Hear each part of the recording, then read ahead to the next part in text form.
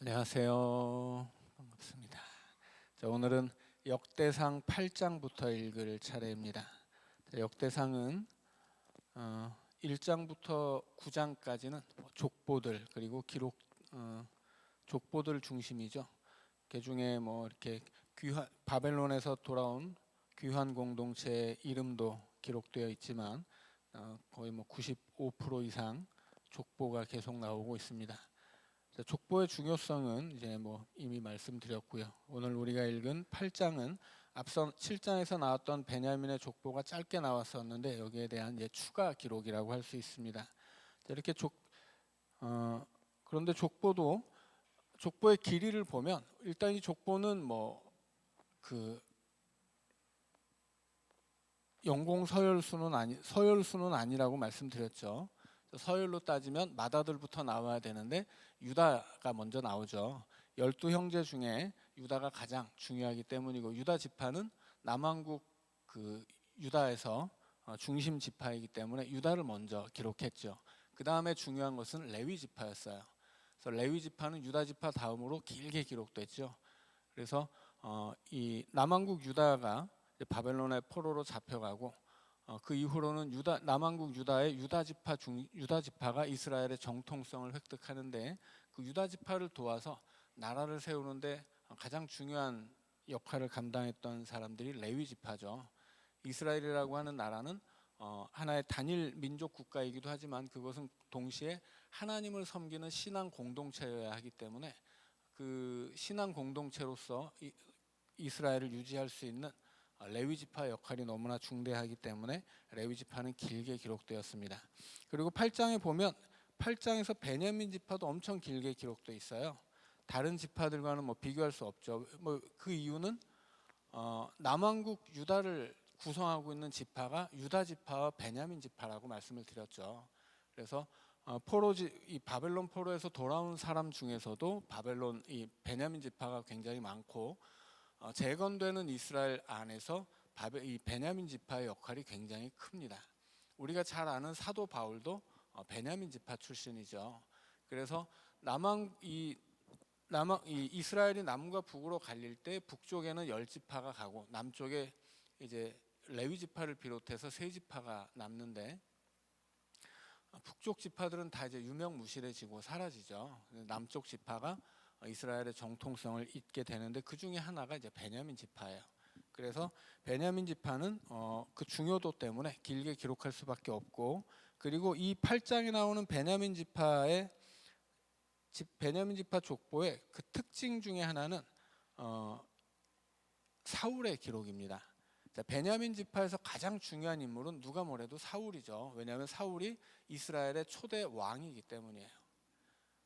자, 초대 왕인데, 그런데 재밌는 것은 역대기는 성전 재건을 중심으로 기록된 이 족보라고 말씀을 드렸죠. 그래서 사울은 죄짓고 하나님께 버림받은 왕이기 때문에 사울을 왕으로 취급하지 않습니다. 역대기는.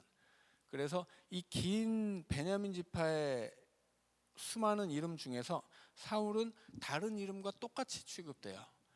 그러니까는 이 역대기 기자는 일부러 이렇게 길게 베냐민 지파를 기록하면서 그 중에 사울을 그냥 여느 베냐민 지파의 사람처럼 기록을 해버리는 거예요. 왜냐하면 역대기는 이스라엘의 왕정을 물론 이제 사울이 왕이 됐던 것은 부정할 수 없는 사실이지만, 그럼에도 불구하고 사울의 통치를 부정하고 내용상으로는 다윗부터다 이렇게 얘기하고 싶은 거예요. 그리고 다윗이 하나님 앞에 올바로 선 첫 번째 왕이기 때문에 하나님을 버려진 사울은 인정하지 않는 거죠. 그래서 그런 의미에서 역대기의 이 기록들을 많은 신학자들이 처음에는 이것은 너무 신앙적으로 해석된 역사이기 때문에 어떤 사실적인 팩트를 얻을 수 있는 자료로서는 너무 부족하다 이렇게 얘기하기도 해요. 그것은 이 역대기의 모든 기록이 성전을 중심으로 그 성전을 위해서 해석되고 기록된 내용이기 때문입니다. 자, 읽어가면서 보시죠. 자, 8장 1절입니다. 베냐민이 낳은 자는 맏아들 벨라와 둘째 아스벨과 셋째 아하라와 넷째 노하와 다섯째 라바이며 벨라에게 아들들이 있으니 곧 앗달과 게라와 아비훗과 아비수아와 나아만과 아호아와 게라와 스부반과 후람이라. 에훗의 아들들은 이러하니라. 그들은 게바 주민의 우두머리로서 사로잡혀 마하낫으로 갔으니 곧 나아만과 아히야와 게라이며, 게라는 또 우사와 아히훗을 낳았으며, 사하라임은 두 아내 후심과 바하라를 내보낸 후에 모압 땅에서 자녀를 낳았으니 그의 아내 호데스에게서 낳은 자는 요밥과 시비야와 메사와 말감과. 자, 지금 베냐민 지파의 이야기가 나오는데 여기까지 6절에 보면 에훗은 우리가 잘 아는 사람이죠. 에훗은 왼손잡이 사사였어요. 이 베냐민이라고 하는 지파는 그 오른손의 아들이라는 뜻이에요. 베냐민은. 그러니까 이 야곱의 부인 둘이 있었죠. 레아와 라헬인데 라헬은 굉장히 미인이고 레아는 좀 못생긴 여자였어요. 그래서 야곱이 라헬만 사랑하고 레아는 별로 예뻐하지 않았었죠. 그런데 이 라헬이 굉장히 욕심이 많고 우상 숭배를 하던 여인이었기 때문에 하나님이 그의 태를 닫았었는데 나중에 이제 그 태를 열어주셔서 얻게 한 아들이 요셉과 베냐민이었죠. 근데 베냐민을 낳을 때 길에서 낳다가 난산으로 죽게 돼요. 그래서 라헬이 자기 태어난 아들 때문에 자기가 죽게 되니까 이 아들의 이름을 베노미라고 지어요. 왼손의 아들, 저주받은 아들 이런 뜻이에요. 그러니까 이놈 내가 너 때문에 죽는다, 죽일러 뭐 이러고서 죽은 거예요. 그래서 이제 야곱이 얼른 그 이름을 베냐민으로 바꾸죠. 오른손의 아들. 오른손은 능력, 영광 이런 것을 상징하기 때문에 긍정적인 이름이죠. 그래서 베냐민은 오른손의 아들 지파예요. 쉽게 말하면. 그런데 왼손잡이가 나와서 사사 역할을 감당했죠. 그래서 이 에훗이라는 사람이 사사기에서 유명한 사사였는데 베냐민 지파 안에는 그렇게 에훗처럼 훌륭한 사람도 있어요. 그런데 에훗의 자손들이 어디로 갑니까? 모압 땅으로 가죠. 8절에 보면 모압 땅으로 가서 모압의 여자를 만나고 아들을 낳는데 9절에 보면 메사와 말감이 나와요. 메사는 열왕기하 3장에서 자기 아들을 불에다 바쳐서 제사를 지낸 모압의 왕 이름입니다. 그리고 말감은 모압이 섬기는 우상의 이름이에요. 자, 그래서 베냐민 지파를 이야기할 때 에훗 같은 훌륭한 선조도 있었지만 그의 후손들이 이렇게 모압 땅으로 건너가서 우상 숭배를 하고 자기 아들을 바쳐서 인신 공양을 드렸던 왕도 있으며 또 그 땅의 우상 이름을 그대로 물려받은 아들도 있었다. 이런 얘기는 뭐예요? 베냐민 지파는 뭔가 좀 불온하고 이 자들이 좀 뭔가 이렇게 하나님을 잘 섬기지 않는다 이런 뜻이에요. 그래서 베냐민 지파는 여기저기 베냐민 지파는 이스라엘 안에서는 뭐 여기쯤이 이제 이쪽이 남쪽이라고 하면 베냐민 지파는 여기 아주 좁고 좀 길게 퍼진 땅을 차지하고 있었어요. 그래서 이 옆에가 이제 모압 땅이죠. 그리고 이 옆에는 단 지파의 땅이 있었어요. 그런데 단 지파는 우리가 성경을 읽다 보면 단과 부엘세바라는 말이 자주 나와요. 단은 원래는 여기서 단 지파가 살았는데 이 단 지파가 베냐민 지파 등살에 쫓겨났어요. 그래서 어디로 가냐면 북쪽 끝으로 갑니다. 그래서 단과 부엘세바는 북쪽 끝과 남쪽 끝을 이야기하는 지명들이에요. 그래서 원래 단 지파는 베냐민 지파 옆에 살고 있었는데 베냐민 지파가 단 지파가 살고 있는 땅을 차지해 버립니다. 그러니까 이 베냐민 지파는 이 이스라엘 역사 안에서는 아주 불량한 사람들이에요. 우리가 사사기에서도 봤듯이 이 사사기에서 어떤 레위인이 사고를 당한 땅이 베냐민 지파의 땅이었죠. 그래서 이 레위인의 부인이 겁탈을 당하고 살해를 당해요. 그래서 그때 이 베냐민 지파가 고발을 당했는데 베냐민 지파가 당연히 그 살인죄를 저지른 사람을 자기 민족 앞에 내놓고 재판을 받았어야 되는데 이 사람은 우리 지파이기 때문에 아무도 못 건드려 이래가지고 전쟁이 벌어지죠. 그래서 없어질 뻔한 지파가 또 베냐민이었어요. 그러니까 베냐민 지파는 이스라엘 안에서는 굉장히 말썽쟁이 지파예요. 그런데 또 나름 전투력은 또 막강해요. 그래서 한 지파가 나머지 12지파와 싸워가지고 뭐 레위까지 합치면 13지파니까 한 지파가 나머지 12지파와 대결을 할 정도로 우린 한번 붙어보겠다 할 정도로 전투력이 막강했었어요. 그래서 이 베냐민 지파는 이렇게 굉장히 전투력이 강하면서 동시에 호전적인 사람들이고 이렇게 우리가 여기서도 보듯이 이렇게 옆에 다른 지파와 다 약속하고 제비 뽑아서 가지기로 한 땅들이잖아요. 이 땅들은 조상 때부터 물려받아서 대대로 기업이 됐어야 하는데 베냐민 지파가 쳐들어가서 이 땅을 뺏어버린단 말이에요. 등살에 못 이겨서 단 지파가 따로 살 길을 찾아서 북쪽으로 가서 자리를 잡았어요. 그러니까 이 베냐민 지파가 좀 말썽쟁이들인 거죠. 그리고 베냐민 지파는 여기서도 방금 보듯이 모압 땅으로 진출합니다. 그 모압 땅으로 진출하는데 모압이라고 하는 곳은 창세기로 가면 아브라함이 가나안으로 올 때 데리고 온 사람이 조카 롯이 있었죠.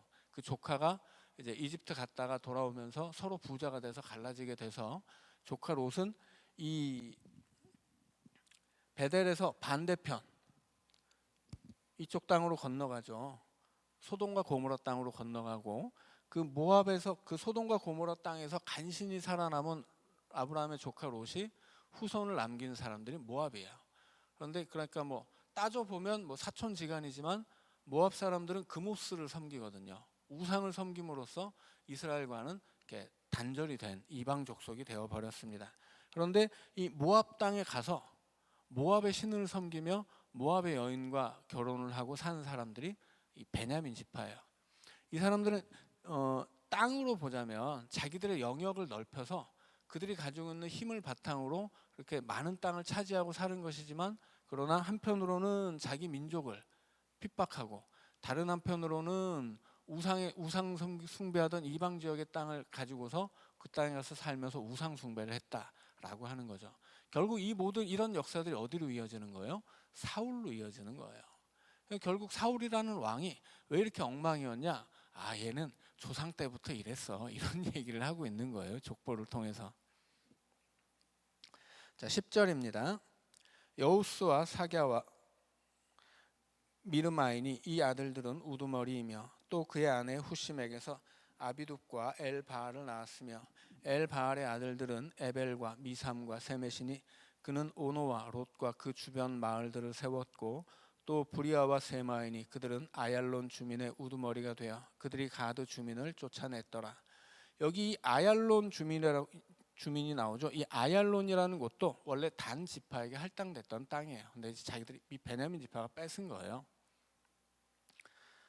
14절입니다. 아히요와 사삭과 여레못과 스바데아와 아랏과 에델과 미가엘과 이스바와 요한은 다 부리아의 아들들이요 스바디아와 무술람과 히스기와 헤벨과 이스무레와 이슬리아와 요밥은 다 엘바알의 아들들이요 야김과 시그리와 삽디와 엘리에네와 실르데와 엘리엘과 아다야와 브라야와 시므랏은 다 시무의 아들들이요 이스반과 에벨과 엘리엘과 압돈과 시그리와 하난과 하나냐와 엘람과 안도디아와 이브디아와 분우엘은 다 사삭의 아들들이요 삼스레와 스하랴와 아달랴와 야이레시아와 엘리야와 시그리는 다 여로암의 아들들이니 그들은 다 가문의 우두머리이며 그들의 족보의 우두머리로서 예루살렘에 거주하였더라.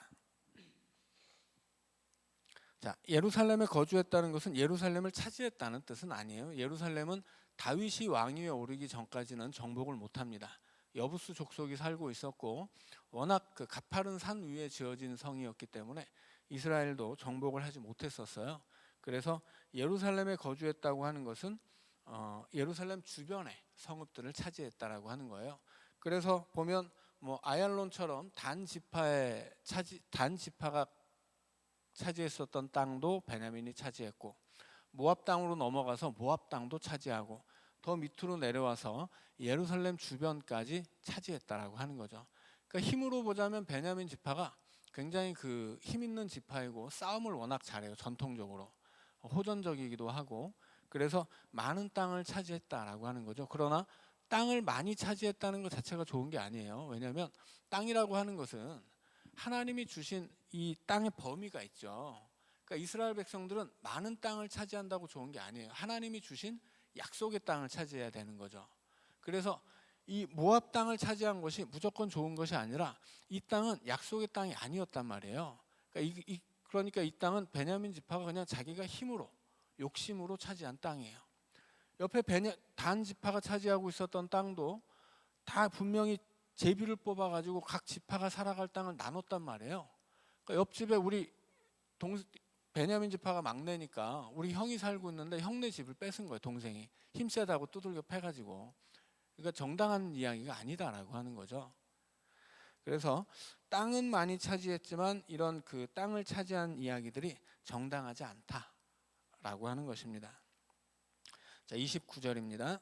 기브온의 조상 여이엘은 기브온에 거주하였으니 그 아내의 이름은 마아가며 장자는 압돈이요 다음은 술과 기스와 바알과 나답과 그돌과 아히오와 세겔이며 미글롯은 시므아를 낳았으며 그들은 친족들과 더불어 마주하고 예루살렘에 거주하였더라.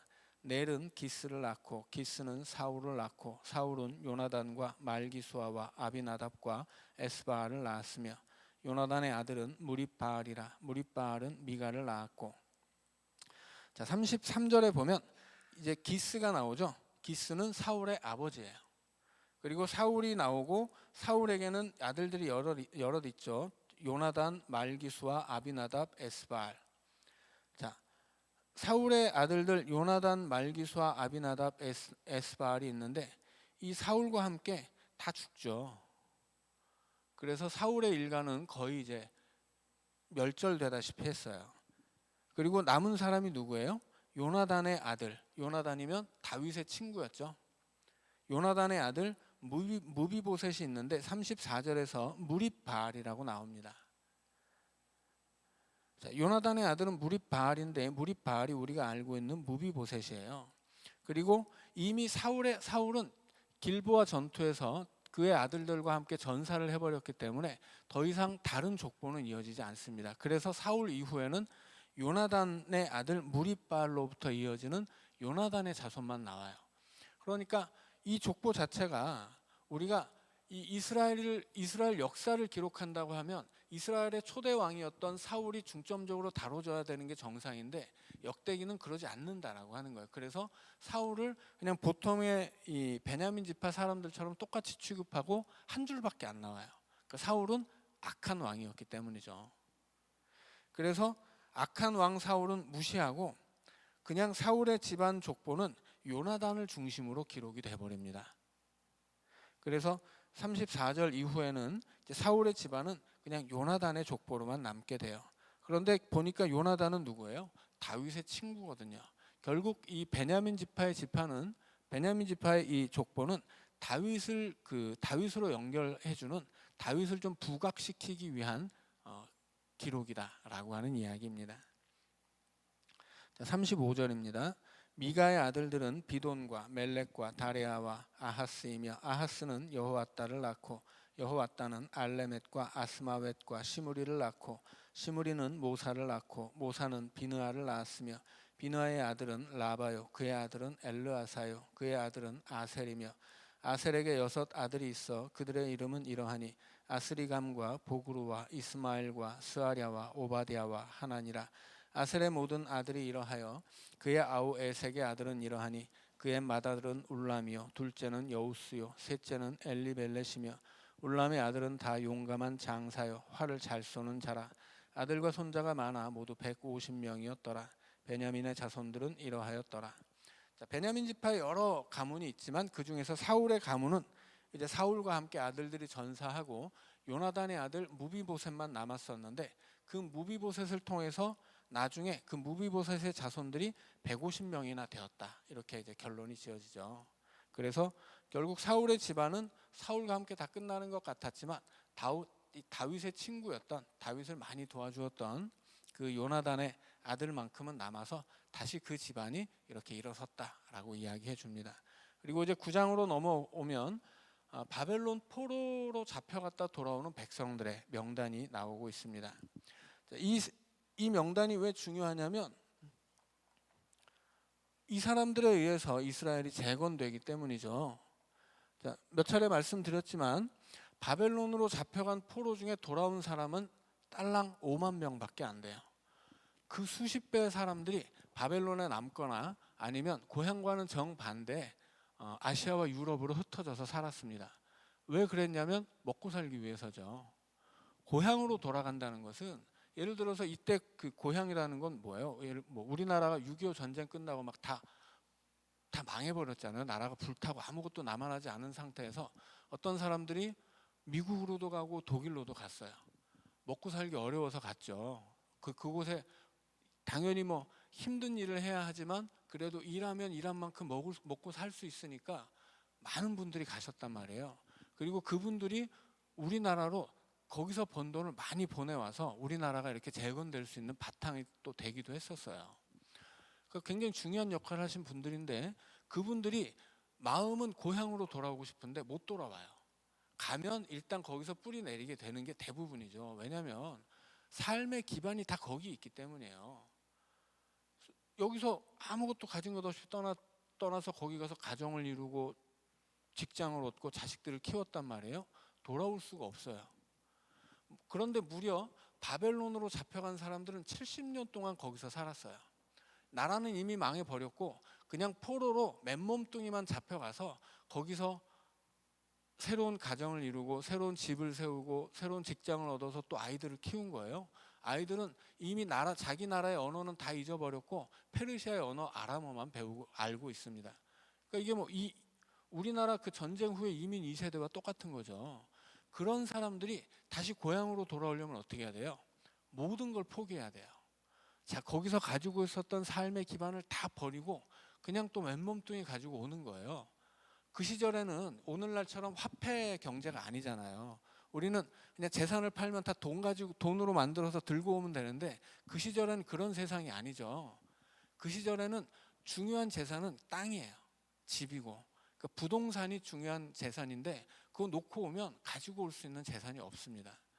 그러니까는 이 고향으로 돌아오기 위해서는 정말 생계를 포기할 정도의 어떤 결단이 필요한 거예요.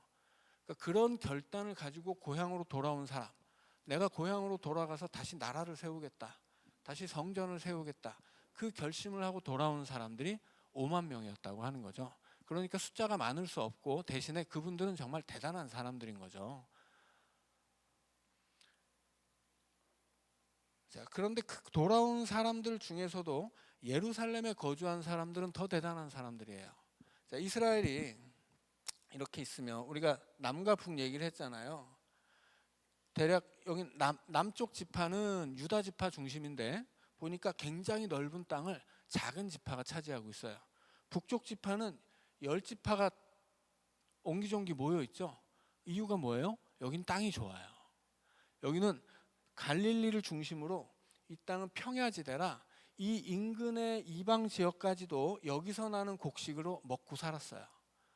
그 정도로 여기는 농사가 잘 되는 땅입니다. 당연히 갈릴리 호수는 물고기가 많아요. 물고기가 엄청 많이 잡히는 호수라서 이 예수님 시대에도 갈릴리에서 물고기 잡던 어부들은 꽤나 먹고 살만했다는 기록들이 있어요. 물고기가 워낙 많이 살고 있거든요. 그래서 북쪽은 먹고 살기 좋은 동네예요. 남쪽은 척박한 동네입니다. 그래서 북쪽은 좁아도 10지파가 어떻게든 여기서 살려고 아둥바둥해요. 반면에 남쪽은 사해 옆으로는 산이고 여기는 광야예요. 그러니까는 뭐 완전 척박하죠. 그런데 예루살렘은 어디예요? 산지 아래쪽이죠.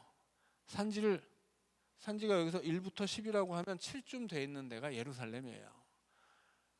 그러니까 바벨론에서 돌아온 사람들 중에 많은 사람들은 이쪽에 가서 살았어요. 좋은 땅에 가서 농사지어서 먹고 살 수 있는 땅, 물고기라도 잡아서 먹고 살 수 있는 땅, 이런 땅으로 가는 게 당연하죠. 그런데 예루살렘은 어디예요? 뭐예요? 산이에요. 산동네에 가서 뭘 먹고 살 거예요? 오직 산동네 예루살렘에 남은 사람들은 여기다가 우리가 성전 다시 짓고 하나님 섬기겠다라고 하는 믿음밖에 없는 사람들이에요. 그러니까 돌아온 5만 명도 대단하지만 5만 명 중에서도 예루살렘에 머물렀다는 여기 9장에 나오는 사람들은 정말 대단한 사람들이다라고 하는 거예요. 자, 9장입니다. 온 이스라엘이 그 계보대로 계수되어 그들은 이스라엘 왕조실록에 기록되니라. 유다가 범죄함으로 말미암아 바벨론으로 사로잡혀 갔더니 그들의 땅 안에 있는 성읍에 처음으로 거주한 이스라엘 사람들은 제사장들과 레위 사람들과 느디님 사람들이라. 자, 지금 이제 돌아온 사람들 이야기죠. 그래서 제일 처음에 돌아와서 예루살렘에 거주하는 사람들이 제사장, 레위 지파 사람들, 그리고 느디님 사람들. 느디님은 옛날에 여호수아가 가나안 땅을 정복할 때 원래는 기브온 지역에 살고 있었던 이방인들이었는데 이 여호수아를 속여가지고 마치 멀리서 온 것처럼 속여가지고 우리랑 굳이 싸울 필요 있느냐, 우리와 평화협정을 맺자 해서 속여서 평화협정을 맺고, 대신에 나중에 이제 발각되었지만 이미 하나님의 이름으로 살려주기로 맹세를 했기 때문에 죽이지 못하고 받아들이죠. 그래서 그 사람들이 느디님이 됐어요. 느디님은 성전의 허드렛이라는 노예들입니다. 노예라기보다는 하인들이죠. 그러니까 그래서 원래는 진멸되어야 했었던 이방 족속이었지만 우리도 이스라엘 백성에 대해 함께 살고 싶습니다 해서 어떻게든 속여가지고 이스라엘 백성이 된 거예요. 그래서 처음에는 이 사람들 어떻게 하느냐 해서 정상적인 대우를 해줄 수 없으니까 이놈들은 좀 괘씸하니까 너희들은 성전에서 물깃고 나무 패는 가장 허드렛 일을 맡아서 해라. 그래서 느디님이라는 특별한 역할이 만들어진 거예요. 그런데 정말 아이러니한 것이 바벨론의 포로로 잡혀갔다가 돌아온 5만 명, 그 중에서도 얼마 안 되는 예루살렘 거주민 중에 그 느디님이 있는 거예요. 이 사람들은 원래는 이방인들이었지만 정말 신실한 하나님의 백성이 되었다라고 하는 이야기죠. 자, 4절입니다. 유다의 아들 베레스 자손 중에 우대인이 그는 암미웃의 아들이요 오므리의 손자요 이므리의 증손이요 바니의 현손이며 실로 사람 중에서는 맏아들 아사야와 그의 아들들이요 세라 자손 중에서는 여우엘과 그 형제 690명이요 베냐민 자손 중에서는 하스누아의 증손 호다위아의 손자 무술람의 아들 살루요 여로함의 아들 이브느야와 미그리의 손자 우시의 아들 엘라요 이브니아의 증손 루엘의 손자 스바데아의 아들 무술람이요 또 그의 형제들이라. 그들의 계보대로 계수하면 950명이니 다 종족의 가문의 우두머리들이더라. 처음에 예루살렘에 거주한 사람들은 이제 제사장, 레위 지파, 느디님 사람들이고 그 다음에 베냐민 자손, 에브라임과 므낫세 자손 그런 사람들이 있다라고 이야기하죠. 그런데 에브라임과 므낫세는 몇 명인지 안 나와요. 이 사람들은 원래는 북쪽 지파의 북쪽 지역의 대표 지파들이죠. 그런데 말씀드렸던 것처럼 이 아수르에 멸망당할 때 남쪽으로 피난 왔다가 바벨론에 또 멸망당할 때 같이 잡혀갔다가 이제 돌아왔을 것이다 이렇게 추측할 수 있는데 너무나 소수이기 때문에 지파로 계수가 안 됩니다. 그러니까 그런 자손들이 있었다라고 하는 것인데 굳이 역대기가 열왕기에서는 이런 기록이 없는데 굳이 역대기가 여기다 이 에브라임과 므낫세를 집어넣는 이유는 뭐겠어요? 그들은 북쪽 지역을 대표하는 지파들이거든요. 요셉의 자손들이죠. 이스라엘이 남과 북으로 갈라져서 북쪽의 10지파는 이미 없어졌지만 그 북쪽 지역을 대표하던 두 지파의 몇몇은 남아서 여기 합류했다라고 얘기하는 거예요. 그러니까 지금 남왕국 이스라엘이 다시 재건되고 있는데 이스라엘의 정통성은 유다 지파가 계승하지만 여기는 유다 지파만 있는 것이 아니라 모든 이스라엘 지파가 함께 있는 것이고 유다 지파가 대표하는 것이다 이런 얘기를 하고 싶은 거예요. 그러니까 이 역대기는 재건되는 이스라엘의 어떤 그 자기 정체성을 위해서 기록된 책이라고 말씀드렸죠. 그래서 이미 사라진 북쪽 지파들이지만 그들을 대표하는 사람들로서 에브라임과 므낫세의 자손들도 여기 합류했으니 이 재건되는 이스라엘은 정통 이스라엘이 분명하다 이런 얘기를 이제 하고 싶은 겁니다. 자, 10절입니다. 제사장 중에서는 여다야와 여호야립과 야긴과 하나님의 성전을 맡은 자 아사랴이니 그는 힐기야의 아들이요 무술람의 손자요 사독의 증손이요 무라요의 현손이요 아히두베 5대 손이며 또 아다야이니 그는 여로함의 아들이요 바스훌의 손자요 말기야의 증손이며 또 마아세이니 그는 아디엘의 아들이요 야세라의 손자요 무술람의 증손이요 무실레밋의 현손이요 임멜의 오대손이며 또 그의 형제들이니 종족의 가문의 우두머리라. 하나님의 성전의 임무를 수행할 힘 있는 자는 모두 1760명이더라. 자, 제사장은 1760명이죠. 그래서 예루살렘에 정착한 제사장들이 예루살렘에 정착한 베냐민 지파 950명보다 훨씬 많아요. 자, 이것은 그만큼 예루살렘이 성전 중심으로 재건되는 도시였기 때문에 제사장의 역할이 이제 컸기 때문이고, 제사장을 소개하는 중에 막 5대손까지 나오죠. 왜 이렇게 하냐면 이제 이 돌아와서 제사장의 직무를 맡고 있는 제사장들이 이 사람들 정통성을 가진 진짜 제사장이다 이 얘기를 하는 거예요. 이 거슬러 올라가면 이 hil기야, 사독 이 사람들이 대이스라엘 역사 안에서 대제사장으로서 나름 유명했던 사람들이기 때문에 바벨론에 포로로 잡혀갔다가 돌아와서 제사장 직분을 감당하는 이 제사장들이 정통 제사장의 그 가문을 잇고 있는 제대로 된 제사장이다 그 얘기를 하고 싶기 때문에 뭐 누구의 아들 누구의 손자 뭐 무슨 5대손까지 나오는 거예요. 그래서 이 족보를 명확하게 밝혀줌으로써 우리 제사장들은 정통성 있는 진짜야 이런 얘기를 하는 것입니다. 자, 우리 3분 쉬었다가 14절부터 다시 또 읽어가도록 하겠습니다.